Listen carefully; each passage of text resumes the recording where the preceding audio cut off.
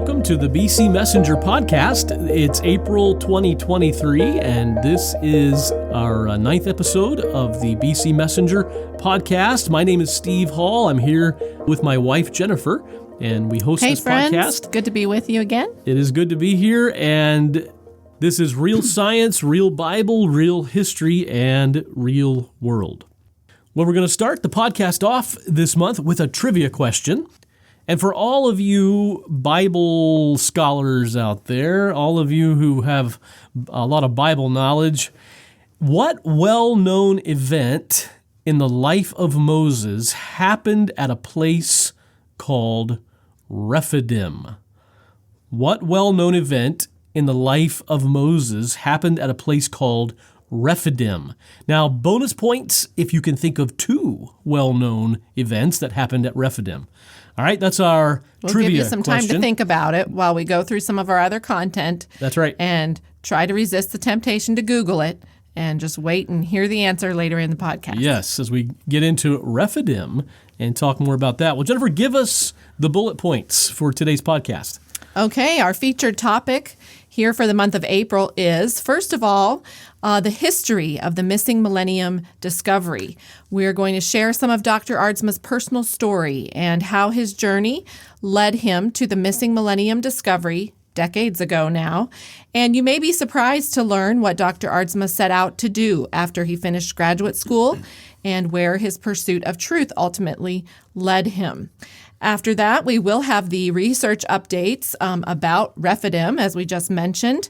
Very exciting ongoing work there. And then a quote of note on aging. Aging 101 this month is going to be a pop quiz. And then we have a new feature called I've Got Questions, with a question emailed in from a fellow over in Australia. And then closing out with our popular feature, Helen's View, where we hear from Dr. Aardsma's wife from behind the scenes.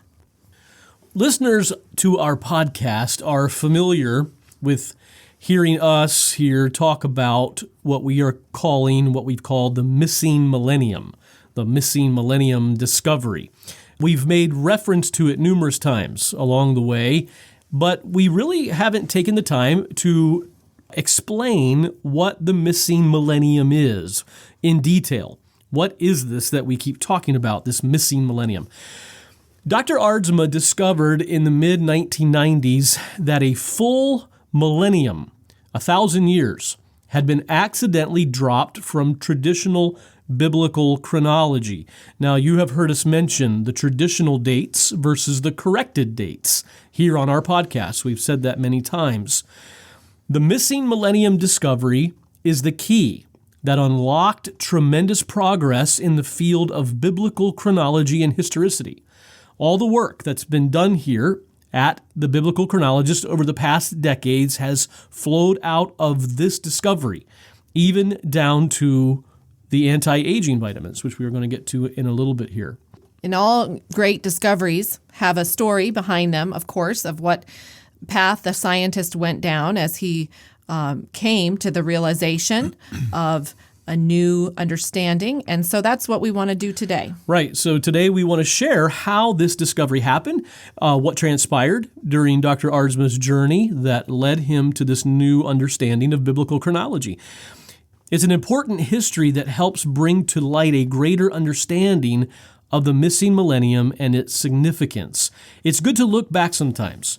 And I know this is true in your own life. It's good to just take the time to stop for a minute, look back, understand how we got here, where we came from, and understanding the history behind the discovery here will help us in understanding where we are now, how we got to this point. So, Jennifer, you were there when it happened. Dr. Aardsma, maybe some listening today do not know this, but my wife, Jennifer, is Dr. Aardsma's daughter, and I'm, of course, that makes me his son-in-law, right? That works.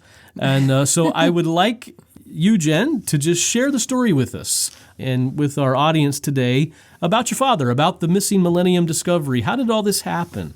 I think everybody would be interested in hearing that. Okay. Yes, I was there when it happened, although for a lot of the story, I was a young person growing up and of course, didn't really have a grasp at all of the events that were transpiring in my father's life. But I do have the history on it and ready to share that with our listeners today. So Dad, even going back to his high school years, had an interest in the age of the earth question, which of course is a big question in science and for Bible believers today. And heading into university, he had been influenced by reading a popular book at the time in Christian circles, The Genesis Flood by Whitcomb and Morris, soon after he had gone to university. He pursued his undergraduate degrees there at the University of Guelph and then entered into the PhD program at the University of Toronto.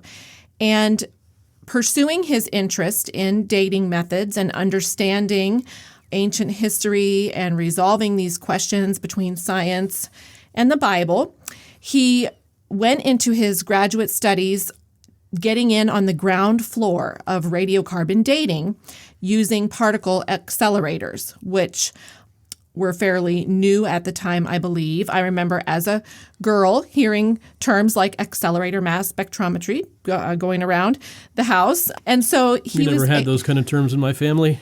You didn't hear that growing up? No. Okay. But in the home of a scientist, these are the kind of terms that you'll hear. Yes, and being the daughter of a scientist, I got to have cool things like science experiments done at my birthday parties. Very cool. It was cool. Okay. So he started down this course in his PhD studies, wanting to investigate radiocarbon dating and wanting to get a real grasp of it and be thoroughly educated in it.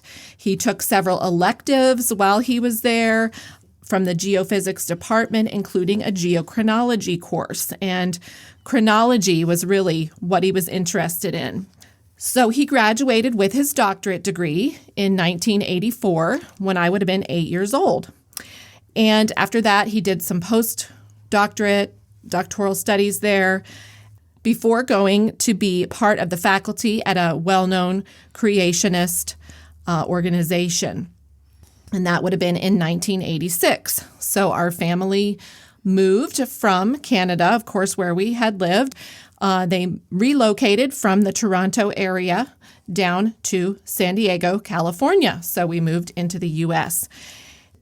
As he got started there, working at this new institution, he began to investigate questions that he had had during his graduate studies about the radiocarbon dating. He did not graduate with full confidence in the radiocarbon dating, but he was thoroughly educated in it and knew what questions to ask. His first task, or one of his very early tasks there on the faculty, was attempting to fix a calendar date on Noah's flood. This is an important question, of course. I think we've used that quote on the podcast before, that if Noah's flood was a real event, it needs to have a real date. And my goodness, something that major in Earth's history shouldn't be that hard to find. Now, it's important for our listeners to understand that the organization where Dad went to work had some founding premises, as most organizations do, and one of the founding premises of this group was what we would call a cataclysmic flood model for Noah's flood.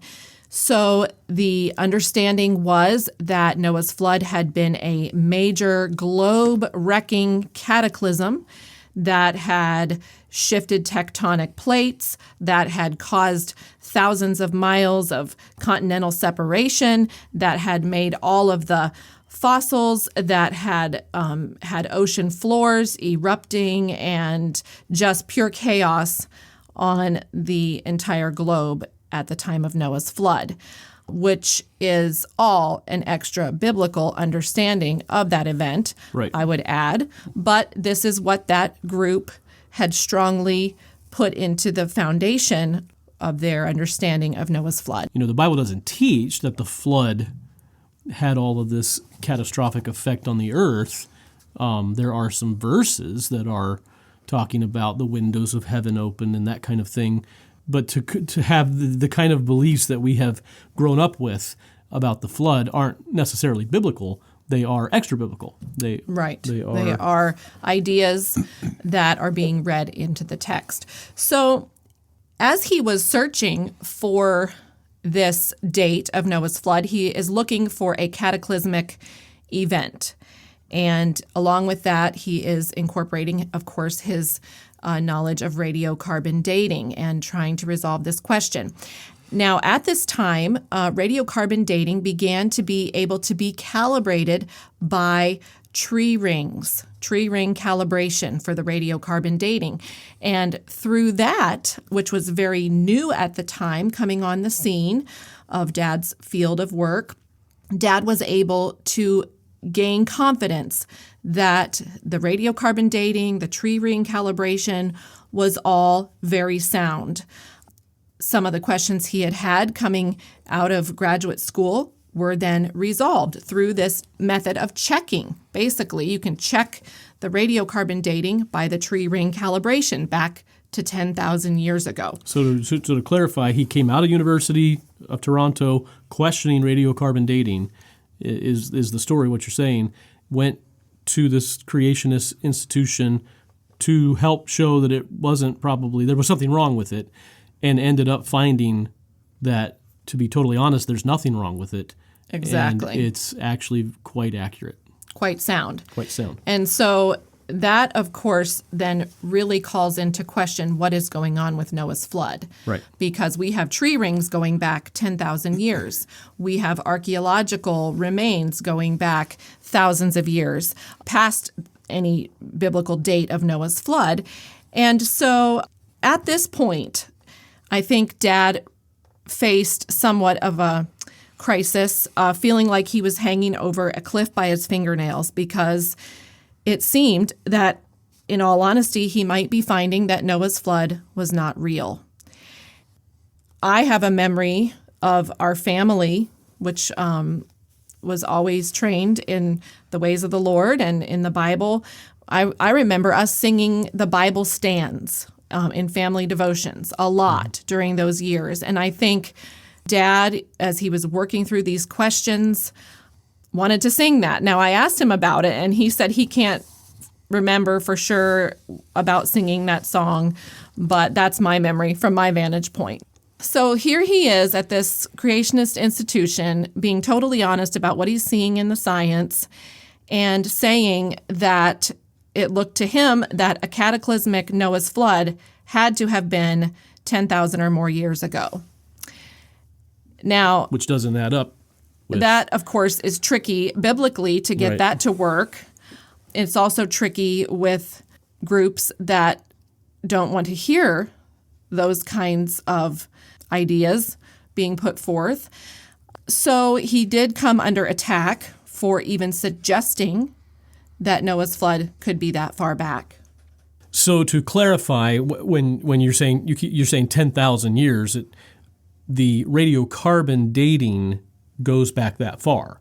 So what he's saying is, if there was a flood with such catastrophe in the earth, it had to have been back before 10,000 years ago, because there's no evidence of it in the radiocarbon dating before 10,000 years ago. Right. I think my understanding is that the tree ring calibration goes back 10,000 years. And so it's an independent check on the radiocarbon dates up to 10,000 years ago. Okay. So we wouldn't have tree rings going back 10,000 years if the Earth had been through a major cataclysmic flood, sometime like maybe 2,000 to 3,000 BC or something, which is the neighborhood of the biblical dates. We wouldn't have tree rings. We wouldn't have archaeological remains dating before that if the whole globe had been wrecked by a globe changing catastrophe of Noah's flood. So that's why he was saying, look, if we're going to find this cataclysmic flood, it's going to have to be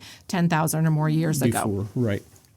So, like I said, he came under attack for these ideas or for just these research findings, and even experienced some physical illness as a result of having to figure out how to handle this, but be able to be honest. And try to navigate these difficult waters. So as time went on, he was able to continue to investigate these questions, even though it was a difficult setting there in the institution, but he was able to carry on with his work. Now that he had determined that a cataclysmic flood would have had to have been 10,000 or more years ago, he began to investigate, well, where is this extra time biblically? What are we not understanding in the Bible record that could give us that much extra time? Because traditional chronologies, of course, had never gone back that far. And so this is what got him into biblical archaeology for the first time. Now, he's not an archaeologist, so he certainly didn't go out to the excavations and dig things up. Right. He didn't become Indiana Jones and put on his safari hat and go out and do archaeology. No, what he did was he read about the findings of archaeologists and trusting them, of course, to do the expert work in that field and report their findings. And then he could go in and do his work as a chronologist. So he began to read all about biblical archaeology. And while he was reading a book on the archaeology at Jericho, he noticed that the conventional biblical chronology date for Joshua's conquest of Jericho had not worked out. And this is a repeated theme in the biblical archaeology. But he noticed that there was a destruction layer roughly 1,000 years earlier, which might work. So he saw that, and he thought, well, it's certainly not there at that date, but looking at the biblical record and looking at these archaeological findings, I could see it there 1,000 years earlier. So he went over and read about Ai. Now, a lot of our listeners might not be familiar with the biblical story of the destruction of Ai. Spelled A-I. A-I. Sometimes we call it A-I. It's very significant archaeologically because of the great heap of stones that was raised there after it was burned. Again, he found the same thing. There's nothing there like that at the traditional date for that site, but 1,000 years earlier, there was. And so at this point, the Missing Millennium thesis was born. But it was not a great light bulb moment. It was not, angels singing and like, obvious here answer. It is. Wasn't that at all. It was like he noticed this, and then kind of tucked it away mentally and carried on with his pursuit of trying to figure this out about Noah's flood. That was really what he was after, was the biblical chronology of the cataclysmic flood. So he had no idea of the significance of what he had just stumbled upon with these two matching pieces of evidence and had no idea what was going to come down the road from this humble beginning. He wasn't trying to do archaeology. He wasn't trying to figure out Jericho or Ai. He was focused on the flood. And so, 1,000 years was interesting, but it certainly didn't give all the time that would have been needed to get back before 10,000 years to have a cataclysmic flood. Well, and it's also such a leap outside the box of conventional thought. Years earlier. Right. So sure. Right. In fact, he realized that this was something unusual that he had stumbled upon. And since he wanted to stay focused on Noah's flood, he tried to give his discovery away and got the attention of a conservative archaeologist and said, hey, I've seen this in my findings. I'm seeing this correlation. Maybe you want to take this and do something with it. And I feel like history is probably repeating itself here somewhere. I bet you're going to say this archaeologist said, oh my goodness, what a wonderful find. Thank you for giving me this information. This is just. No, but no. Right. That's so crazy how these things can go down. So instead of being welcomed as what interesting data, I will look at this, instead it actually brought further fire down upon Dad for somehow breaking with tradition or becoming some kind of unconventional guy with far-fetched ideas or something. Not matching the paradigm. Right. This is not our paradigm. These are not our premises, and so no thank you. So he continued his foray into archaeology and still trying to figure this out about the cataclysmic flood. Now, he eventually learned that the Chalcolithic peoples in Palestine, which was a pretty advanced civilization, had ended with everybody disappearing. And they had disappeared at the new date predicted for the flood by the Missing Millennium hypothesis. Most people think they disappeared because of climate change, or right? But they don't know where they went or why they disappeared. To this day, we don't know what happened to them. So that's an unusual coincidence, and I think for those studying chronology would tell you a triple, synchronism like this, where you keep seeing this repeated thing happening 1,000 years earlier than the traditional date. That's a pretty good sign. So at that point, he felt confident that the disappearance of that civilization must have been due to the flood, since that was the date predicted by this missing millennium hypothesis, and lo and behold, a civilization goes missing. So let's rehearse here. 1,000 years. What he's saying is, if we move the dates back 1,000 years, right, we suddenly do find something that looks like Jericho. We suddenly, and again, having made one change, right, we suddenly do find a place that, like the Bible describes, of Ai, in the Battle of Ai, and suddenly we find a civilization disappearing off the planet. Right, exactly. We don't know why. All these things happening because 1,000 years was inserted, right, a millennium. And it's not like they're finding the place. I mean, the place is known, like Jericho is known, Ai is known. But what they're doing is they're piecing the history of these places going back, and they're looking at the destruction layers and all of that, and they're saying this happened during this time, this happened during this time. So this is giving him enough confidence now to Right. say, okay, let's go forward with this. Now here's the big game changer that happened to him at this point. Okay, we have a flood that wiped out an entire civilization, at least in this particular area. What we do not have is a cataclysmic flood, because the pre-flood archaeological remains were still there, undisturbed in place. And like we said, the tree rings going back earlier than that. So we have a flood. We do not have a cataclysmic flood. So the good news was that his confidence in the historicity of Genesis was strengthened, but his job security was very shaky at this point, because, as I mentioned earlier, the cataclysmic flood was a founding premise of this organization. Now, here at the Biblical Chronologist, we're not saying it was a local flood or anything like that. We certainly believe, based on all the research over the years, that it was a global event. It was a major event. It was not cataclysmic. It was in the sense that many of us have grown up thinking. It was a lot of water. Deluge. Yes. Okay, so he faced the leadership of the institution with his findings. This continued to get him into hot water with the folks there. And eventually he made arrangements to depart because there wasn't going to be able to be a path forward at this point.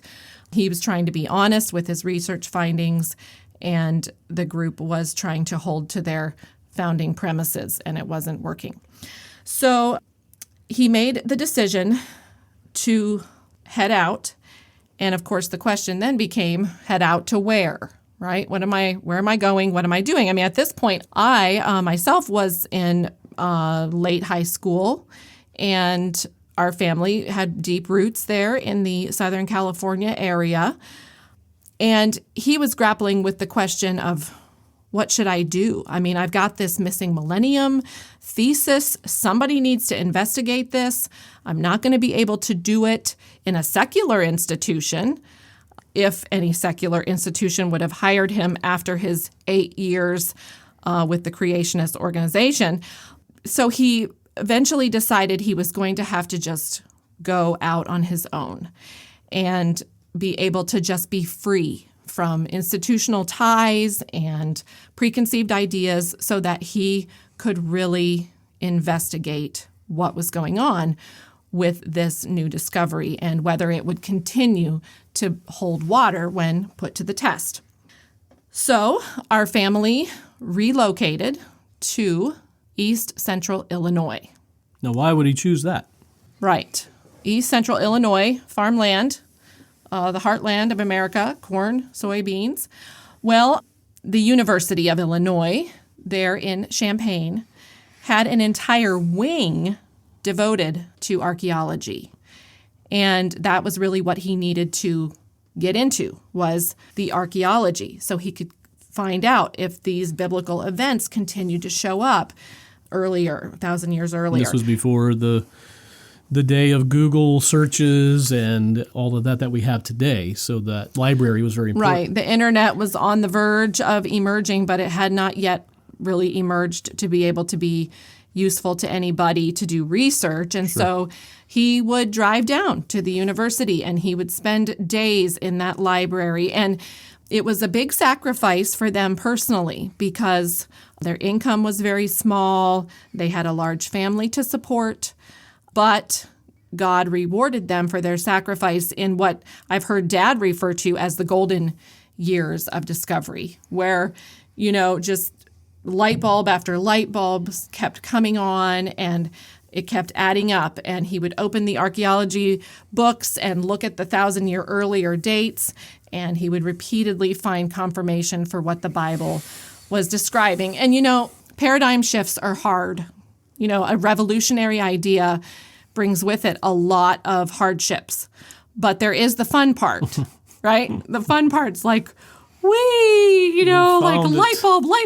bulb. And so that's what he was having happen at that particular time. And, he had thought, this is probably going to take me the rest of my life. Gauging his progress while he was with the institution there in Southern California, basing off of that, he thought, my goodness, trying to answer these questions is going to take me the rest of my life to just to harmonize, back to creation. But 5 years in, and he had a very fruitful 5 years and felt like he had harmonized the biblical and secular events all the way back to the beginning. Light bulbs are still coming on. Well, they are. We're going to get into more of that in a minute. Yes, that's exactly right. But so much has flowed out. And if you want to read about it, Steve will tell you where you can read more about the research that continued to confirm this Missing Millennium thesis. Right. Dr. Aardsma recorded during these years all of his discoveries and findings in his newsletters. This is where the biblical chronologist, that term even comes from, the biblical chronologist newsletters at biblicalchronologist.org. You can go there today. You can go there and click on newsletters, and there's an entire page right there you can read. Click on HTML version or the PDF version and follow all the way back to the mid-90s, his path. And he's left it all as it was discovered, even some of the error, even some of the parts where he's gone back later and corrected and said, no, he wasn't quite right on that. He left it all just as he found it, and you can go back and follow that history right through there. It's a great resource to go back and look into. Yeah. So 5 years in, he had resolved all of the big questions to where he felt confident that he had unified the secular and the sacred chronologies. And so then he had to figure out what direction to go next. He had a lifelong kind of hobby interest in the longevity question, the aging question coming out of Genesis and the long lifespans there. But he had never really considered devoting himself full time to the aging question. But now that he had harmonized the secular and sacred histories and was able to construct an accurate timeline going back to creation, and had also gained some very important knowledge about the nature of Noah's flood, he was really poised. He was teed up to be able to really address the aging question from a vantage point that had never been done before. So not only did he have a lifelong interest in that question, now he really felt an obligation to tackle the question of why the lifespans had dropped off so dramatically after Noah's flood. And of course, he knew it was risky. I mean, he could spend the rest of his life on this question and not reach an answer. And also, he knew he would be further sacrificing his reputation in order to do this because, of course, most people think it's a very outlandish idea that you'd be able to find a cause for aging. Right. You know, thinking about the flood again, although the flood was not cataclysmic, like we have thought maybe in the past or been taught, a true catastrophe for sure, but not cataclysmic in the sense of made all the fossils rapidly laid down the layers of sediment, caused the continents to split apart, form the Grand Canyon. The truth is, the most catastrophic, cataclysmic result of the flood was the shortening of human lifespans. Yeah. And us now having the lifespans that we have had now for so many years, I mean, that was a true catastrophe. Right. And when they came off the ark, they had no idea of what the coming generations were going to have to face in this dramatic reduction of life expectancy. Right. So, like I said, Dad felt an obligation, a humanitarian, question. Why are we dying so young? So he began to delve into that. And now that didn't take 5 years, let me tell you what. So I think it was closer to 20 years, give or take there. That's a big question. Yeah. You're not going to answer that in a day. So that took him into detailed analysis of Noah's flood and what happened globally there. And so 20 years in, give or take, he had brought that question to a conclusion. And of course, you've heard us talking about the anti-aging vitamins. And so he has been able to circle back around. Yep. And he is continuing to research more and more details. And he answered the question of the aging, which is what we're trying to communicate here and bring the message through this podcast and other means. And so now he's able to get back on some of specifically the Exodus, the route of the Exodus. And we'll get into that in a second. Right. Yeah. So that's kind of the story of how it all happened. The Missing Millennium. The Missing Millennium and what that meant in his own life and where that has led to today. God's the great storyteller and God's the mastermind behind all of it. Now, next month, Lord willing, we want to explain a little bit more of the technical part of the Missing Millennium and where is that biblically? How do we correct the chronology and how does that line up with our understanding of the biblical text? How did this happen? We'll get, how did it happen in the manuscripts and whatever. So we will get into that next time. But I think having this story, this history on it from a personal perspective is helpful. Yes, and just real quick before we end this section, let me mention that we are no longer wondering about the date of the flood, and it was not 10,000 years ago or more. That is a settled date now, corroborated in a number of ways, in which you can read about, if you'd like, in Dr. Aardsma's book, Noah's Flood Happened 3520 BC, which can be downloaded or purchased from biblicalchronologist.org. We're going to keep moving right along here. We mentioned a second ago about the light bulbs that just continue to come on in the research work, and here is one of those. The most recent discovery is the location of the biblical place called Rephidim. Dr. Aardsma has continued to work on mapping the route of the Exodus, identifying the places that the Israelites camped when they left Egypt over 4,000 years ago. And he's now identified 6 of the 11 stops from Egypt to Sinai. Now, Rephidim is an important location in the Israelites' journey, and this is going to take us back to our trivia question that we had at the very beginning of the podcast. This is the place where some very significant events took place.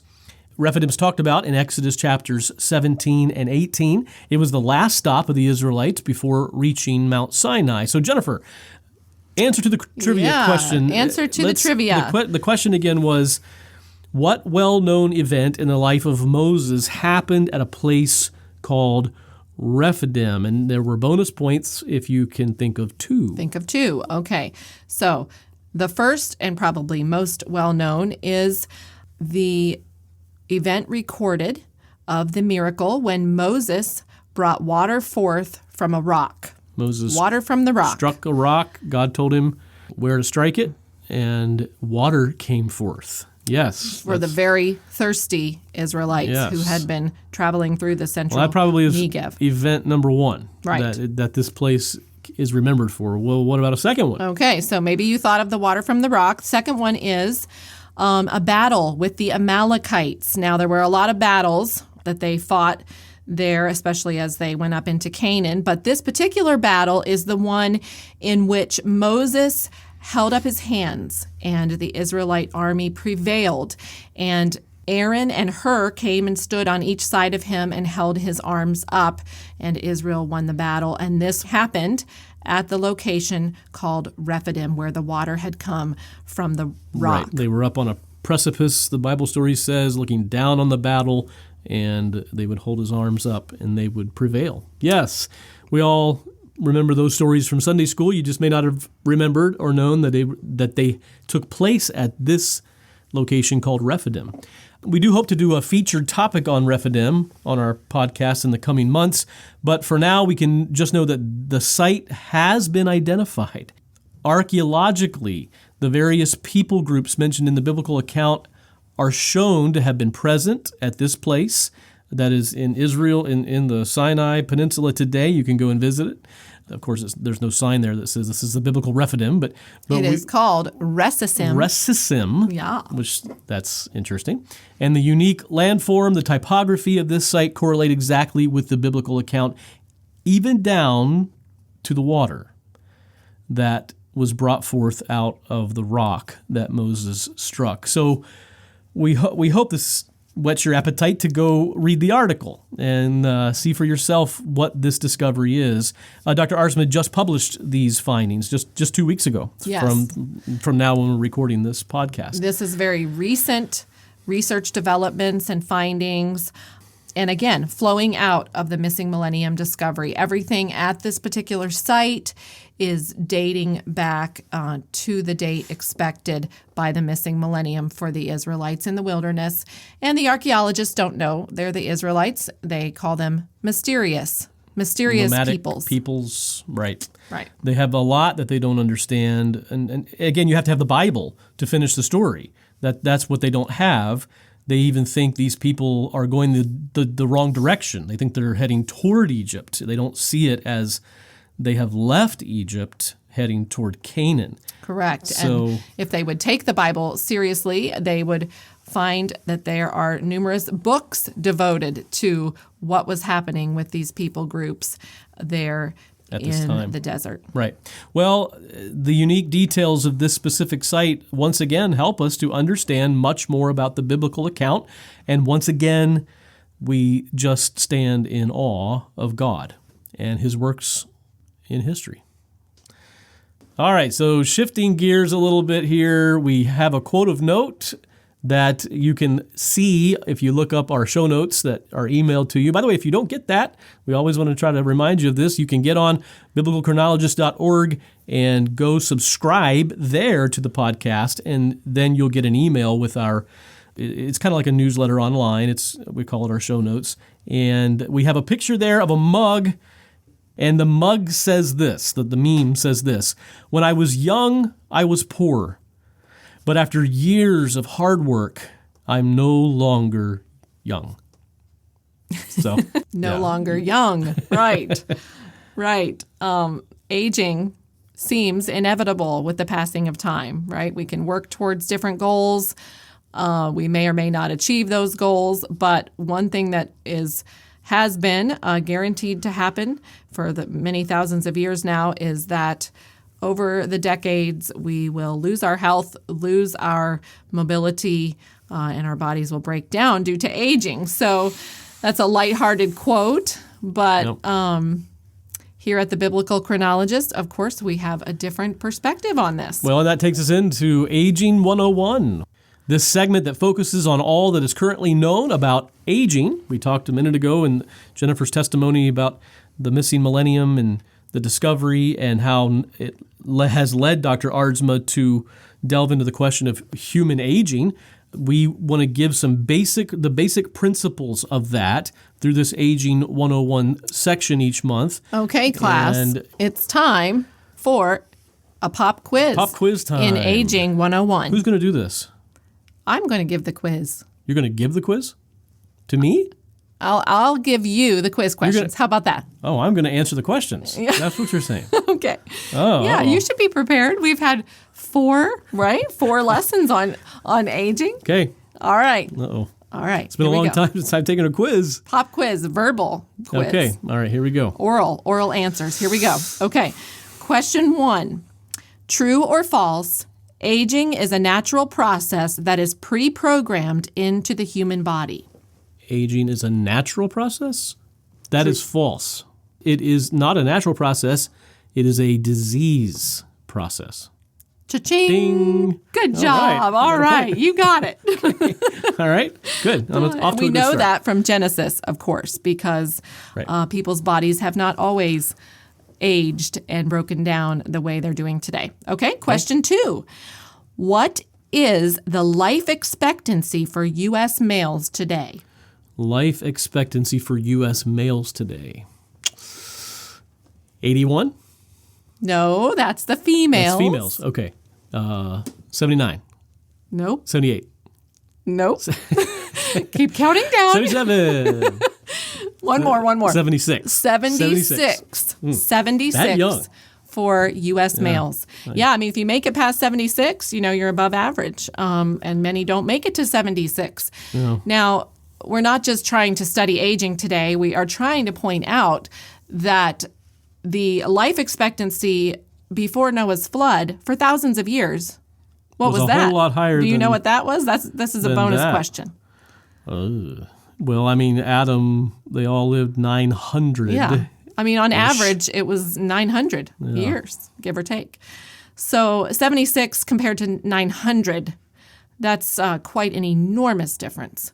Yep. And we should not settle for thinking that our life expectancy today is somehow inevitable or normal or natural. And there's a very real world answer as to why it's so different. All right, I'm ready. Question 3. Aging falls into what category of diseases? What category of diseases? Deficiency diseases. Deficiency diseases. Right. You're deficient in something, you're not getting something you need, and the body is falling into a disease state. Right. As a result. Okay. Question 4. How many anti-aging vitamins has Dr. Aardsma discovered? How many? How many? 2. 2. Vitamin MEPA and vitamin MEPIA. Very good. We're calling it. Very good. Thank you. Question 5, last question. True or false? Only people age 45 and up need to supplement the anti-aging vitamins. Old people. Only 45. old people ages 45 and up. That is false. That is false. Everybody needs the anti-aging vitamins. That's it can correct. be a mistake to think that only old 45-year-olds and up need the vitamins. Because aging is a process that is happening in the body quite early in life. Well, I did pretty good. Yes, you did. Yeah, hopefully. Pass your card those to your who neighbor and grade each other's quiz. And if any of our listeners are wondering what in the world we're talking about with these quiz questions, hey, we started Aging 101 series on the podcast back in December of 2022. So you could easily go back and begin listening there and reading the show notes and get yourself up to speed with what we're discussing here. Heading into our next section, which is called I've Got Questions. We are going to be featuring different questions that are emailed in from people from time to time, and these questions can have anything pertaining to content on the podcast, anything at all. Send us your questions. Here's a fellow from Australia named Wade, emailed Dr. Aardsma with a question about giving the anti-aging vitamins to his 8-year-old son who is on the autism spectrum. So let's listen to this correspondence between Wade and Dr. Aardsma. Right. Wade's question is this. He writes in and says, "Hey, I trust you're doing well. I recently ordered my first vitamins with thanks.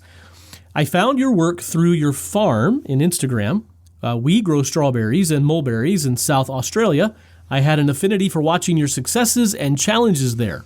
And then I got this impression that either you were, quote, superhumans, or that I was really kind of, weak when looking at your output." He's talking about the farming, the strawberry farming, probably in particular, that Dr. Aardsma and his wife used to do here. It doesn't happen anymore. Right. Wade says, "I reread your book on aging, and the newer info is just fascinating. Thank you for the updated work and testimony from your family. I have an 8-year-old boy on the autism spectrum. Do you see any major contraindications for him using MEPA or MEPIA, that's the anti-aging vitamins, to calm and regulate the mitochondrial dysfunctions that he seems to have?" So that was his main question.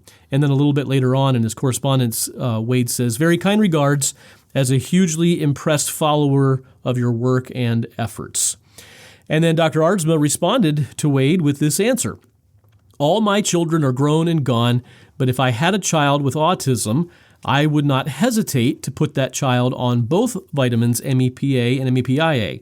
My reasoning would be that development, both mental and physical, can only be improved by the anti-aging vitamins and hindered without the anti-aging vitamins, just as is true with any of the traditional vitamins."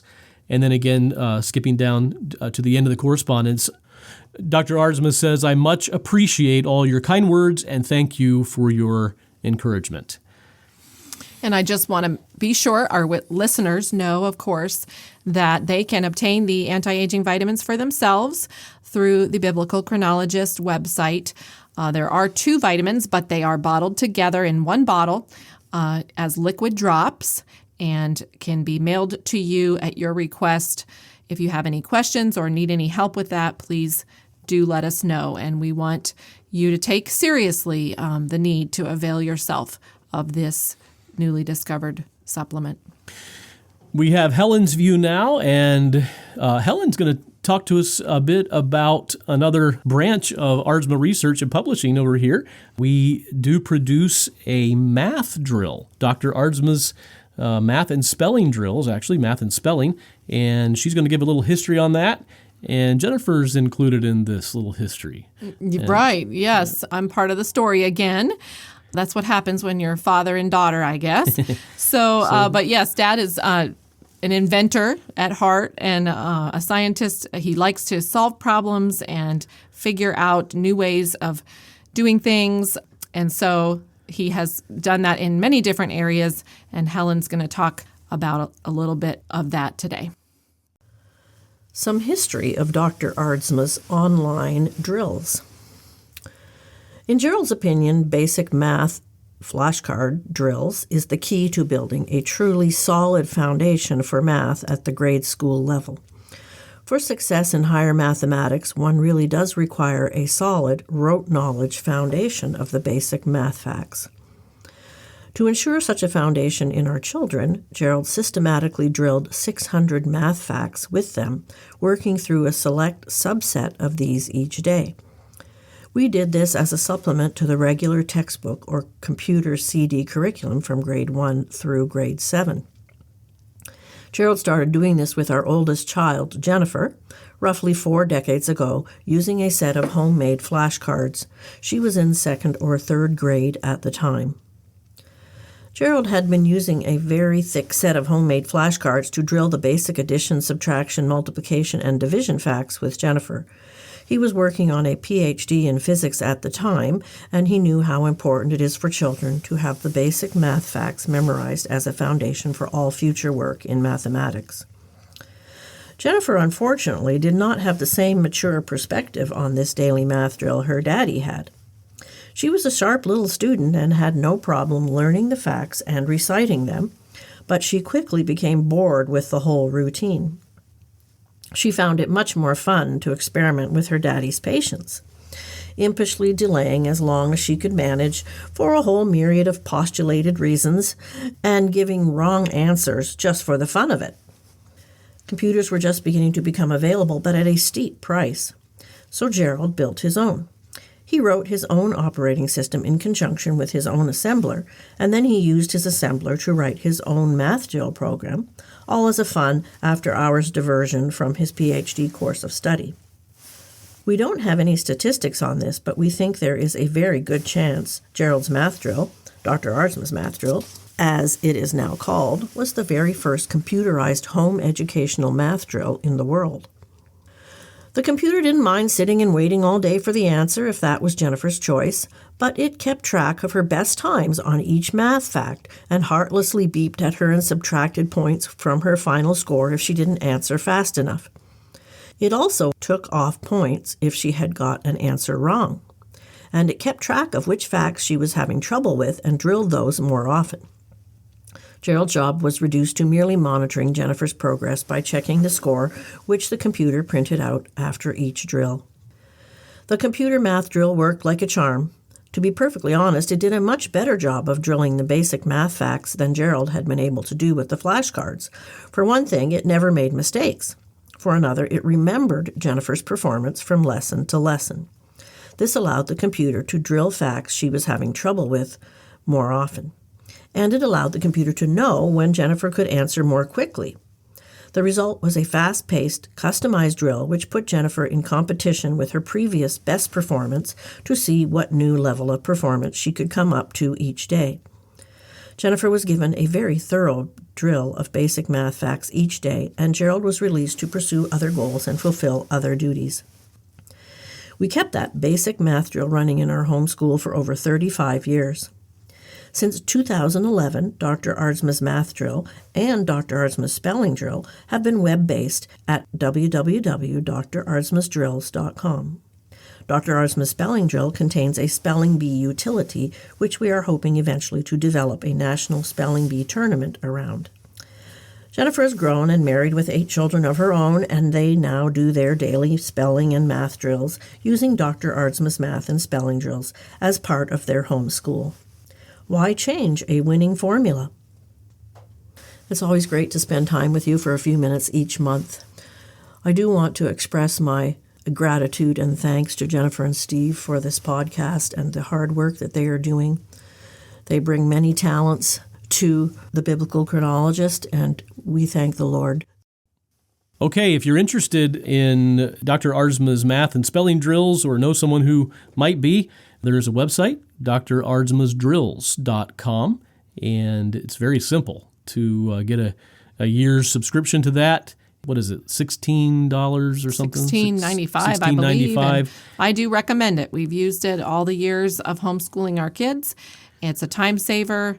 It's a no-nonsense way to learn it for life. That's the byline for Dr. Aardsma's drills. And hey, you can now follow us on Twitter. If you're a tweeter.